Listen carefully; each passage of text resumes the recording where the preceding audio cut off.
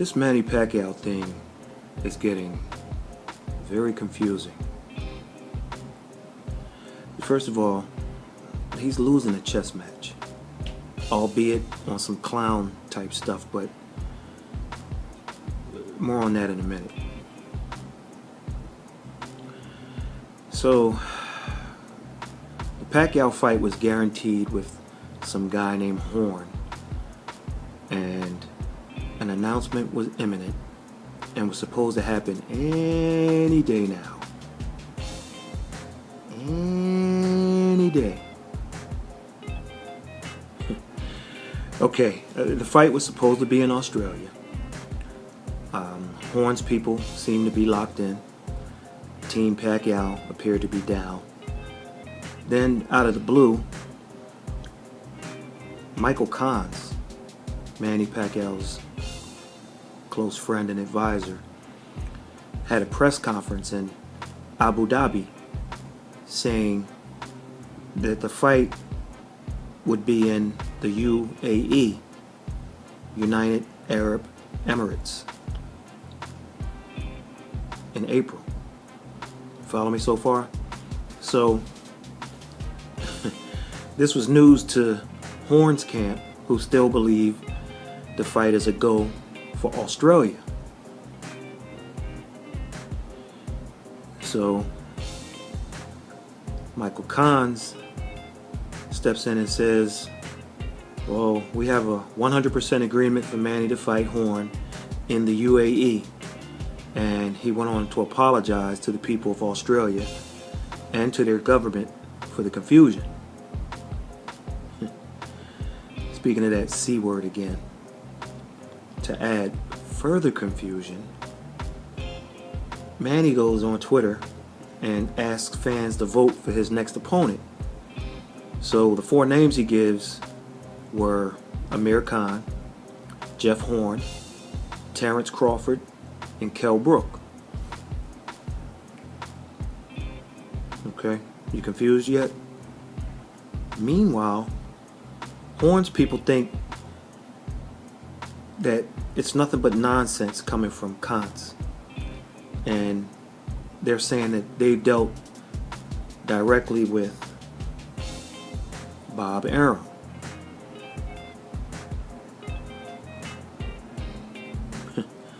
So let me summarize this now. Team Pacquiao had a deal with Horn. The deal was for the fight to be in Australia. Then the deal was moved to the UAE, more likely Dubai. But Team Horn still says, no, it's Australia. Michael Khan says, no, it's UAE. But Jeff Horn is still in play as the opponent. Then Manny sends the tweet out to suggest Horn may or may not be in play by submitting those three names for the fans to vote on. So, in the great words of the immortal Vince Lombardi, what the hell is going on here? And I'm going to go with Lombardi on this one. So, I mean, you want my thoughts and my conclusion? Well, if the answer is no, I'm going to give it to you anyway. Here's what I think happened. I believe that Horn's team made a sweet enough offer for Team Pacquiao to accept. And so, verbally, they accepted. The announcement was imminent, and should have heard something any day. We saw press releases and interviews with the Horn side, and everything seemed to be a go. And Horn's team, definitely, they could afford to pay him, meaning Pacquiao, partially because the stadium in Australia seats about 55,000 people, and it would have sold out. But then my belief is that Michael Khans meanwhile, was cutting a side deal with the Dubai folks that would not only pay Manny more than the Australia offer by Team Horn, but I'm sure it would have put a nice piece of change in Cruz's pocket for brokering the entire deal to get Manny to fight in Dubai.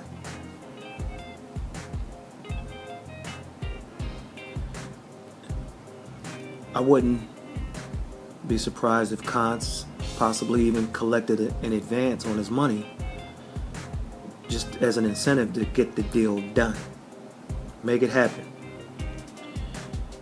So here's a little bit more confusion.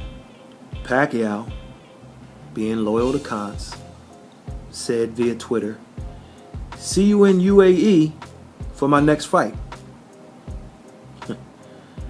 Which may or may not be with Horn, whose team figures they have something in place with a definite fight for Horn in Australia. You still follow me? Now let me give you a little subplot. Meanwhile, as a subplot, you notice Kell Brook's team is asking for additional time to negotiate his title defense against Errol Spence Jr. So let me ask you a question.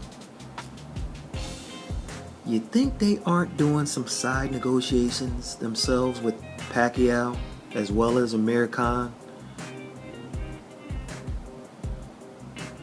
6 degrees of separation, I tell you. I have to be honest here. If we're talking about Dubai and making the most money possible, in steps Amir Khan and Mr. Horn, you're out of there at this point. If that's what's going to come into play, the Dubai thing. Listen, when Manny Pacquiao announced he was going to fight on, there was one reason and one reason only. It should culminate with a rematch with Floyd Mayweather Jr. Now, this chess match with Floyd is focusing on Conor McGregor is a joke. And Manny shouldn't put his focus on anything else but what he initially set out for, which is that rematch. Even if it won't happen in May, as forecasted, okay, do what you need to do. But the only reason to fight on at this point is for a rematch, some redemption. You have the side story or the subplot with the shoulder, and do the fight again. Secondly, and this is part of the chess match too, it appears nobody is talking to anybody on the Pacquiao side. Where's the Bob father? Where's the Bob father? Why haven't we heard from Bob Arum? Usually, Arum will comment anytime Michael Kant says something, whether Kant says something that just seems off the wall or something that makes sense. Usually, Bob Arum, "Hey, that's not true. I don't know what this guy's talking about." He usually comes out because they have Arum and Kans have just a never-ending rivalry when it comes to Manny. Stay tuned. Stay tuned. Let's talk Adrien Broner. Adrien Broner will be fighting this Saturday in a welterweight bout, 147-pound limit. Not 140 pounds like we initially thought. Not even at the negotiated Broner weight of 142 pounds, but at 147. And you know that's the advantage of being the A side. You could kind of tear a contract up and change the language, get it signed again. So that's the advantage of being the A side. It's also what we call unprofessional. And Broner, in arrogant fashion as usual, said to Granados, hey, if you don't want to fight at 147, then don't take the fight. Well, Adrien, I have a message for you from the boxing fans. If you don't want to fight at 147 from now on, then you don't take any fights. You don't take any either. Okay? It's unprofessional. I mean, back in the day, there were 8 weight classes. And if you fell somewhere in between, you found a way to go up, go down, and you fought. And you fought often. And now there are like 18 weight classes. And you still have guys talking about catch weights. Listen, Broner, you need to just step to 147 and get in there with some of the big boys. I mean, do like Danny Garcia. You can start with a guy that's fading, like a Guerrero or a Berto or Victor Ortiz.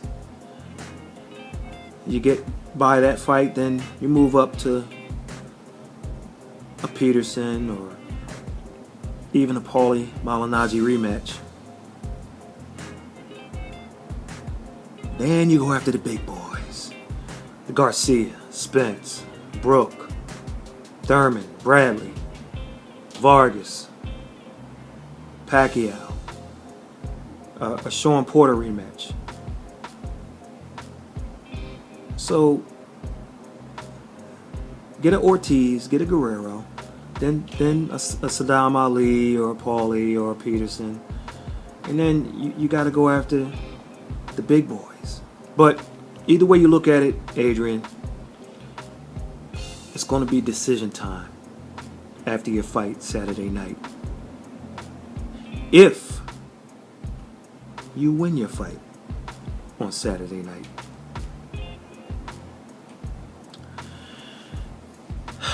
One night before Adrien Broner fights, it's the return of, some of you are not going to hear this. It's going to strike fear in some of your hearts, and some people are going to be down with it and going to want a little more information. Friday night, the return of Roy Jones Jr. I may be going to that fight to cover it, and if I do, I'll give you a road report. You can also buy the fight. It's a pay-per-view, $30. $29.99 sounds a lot cheaper, but just add a penny to that and it's $30. That's how we do things in the United States. We put that .99 at the end, and it sounds like sounds cheaper, but $30, which is, I mean, that's bargain. Pay-per-view. He's fighting a gentleman around his same age, give or take, named Bobby Gunn, who is a journeyman fighter, so to speak. He's 21 wins, 6 losses, 1 draw, 18 big wins by knockout. That's not what he's known for, though. His claim to fame is he's a bare-knuckle fight legend. Now check this record out. In the bare-knuckle fighting, Bobby Gunn is 72 wins, 0 losses, with all 72 victories via the KO. Or via the KO. This guy tells me to say via, this ring announcer. All 72 via the KO. I told him, listen, man, I'm from above the Mason-Dixon line, so I stick with via. That fight is in Wilmington, Delaware, this Friday. It's on pay-per-view, $30. Check it out. It's $30, man. Kanat Islam there's a knockout guy for you. Also, he's on the undercard in that, and I may go to that on Friday. If so, I'll give you a little report. Leo Santa Cruz, excuse me, chimed in recently, and he said that his father told him that he should not go to Belfast to defend his title, the rubber match with Carl the Jackal Frampton. My response to that: come on, dude. Come on. This man came here to your country from Belfast and he took your title. Okay? You say, "Oh, I'd love to fight you again. I'd love to fight you on the West Coast. I know I think I can beat you." Okay, so he didn't acknowledge. He acknowledged, I'll give you a rematch. He didn't care where the fight was. So he honored that, fought you closer to your hometown, and you won a close decision. You were on that night. It seemed like Frampton was just playing catch up the entire night and just couldn't quite catch up. Hats off, you won. You made a promise. Now, Frampton not only made a promise to rematch you, he signed up to fight you closer to your hometown, in your home country. And all he said was, when he lost, he gave hats off, no excuses, nothing, not a peep of an excuse. And they just trained wrong. They trained for a knockout. He was loading up all night for punches instead of boxing, and Santa Cruz was on the money with that jab especially, which was one of the keys to victory that we gave. And didn't pick Santa Cruz, picked Frampton. But so hats off, he won. But he said, now honor your promise and let's fight over there. And now you come and say, Daddy told me I shouldn't fight over there. I'm going to get robbed. And in closing, it reminds me of Pete Whitaker. Y'all call him Pernell Whitaker. It's actually Sweet Pete, but they got it mixed up and called him Sweet Pea, so it's stuck. Pernell Whitaker fought in front of, oh boy, I can't remember, was it 85,000? I can't remember how many people, 100,000, I don't know, at the Alamo Dome. He fought against Julio Cesar Chavez. And Whitaker won the fight. It was declared a draw. And Whitaker's a brother. You know, Whitaker's from the hood. So I'm figuring, just like a whole lot of other people who watch the fight, they're going to talk to him in the dressing room or interview him. He's going to, man, I got cheated, I got robbed. And it was odd because when they put the microphone in front of him, he said, listen, did I think I win? Yes. Did I think I won? Yes. Am I upset? Yes. But I'm cool with it. I'm low key because it's on video for people to see. See, back in the day, you had these newspaper decisions. You didn't have television. You didn't have the coverage like you do now. And these days you can use your own eyes. You don't have to necessarily agree with the judges or the commentators. And he was basically saying, listen, generations later, people can watch this fight and see what really happened. So I'm cool with it because there's a record of it. It's on wax. It's on video. It's on tape. So as long as people know what the real deal is, I'm satisfied with being the people's champion. And So what I'm saying to you, Leo Santa Cruz, is, dude, if you go there and everyone thinks you won and they judge it a certain way, it's there for everybody to see. That's all that matters. If you know you won and the people saw you won, they can argue it out on YouTube, on the internet, what have you. But it's there for people to witness many years from now. That's where technology has us. It can be recorded, it can be stored, it can be archived. When we switch from whatever platform we have 10, 20 years from now, it can be converted, and you can say, you know what? I know what the judges said, but my eyes tell me he's the real guy that won. So think about that, Leo, and take the challenge. And a man is only as good as his word. A man is as good as his word. If you gave the word to fight over there, like Frampton says, honor that. He came and saw you twice in your home country. So see him in his. And one thing's for sure, whatever paycheck you received for the first fight, and whatever paycheck you received for the second fight, don't be shocked if you put those two paychecks together, and that's what you get if you fight in Belfast. And that's the real deal, Holyfield. Make sure you give us a follow on Twitter. We definitely want you to subscribe to our YouTube channel. We got some prizes we're going to be giving away in 2017. It's coming soon. And go to our website, thefightjournal.com.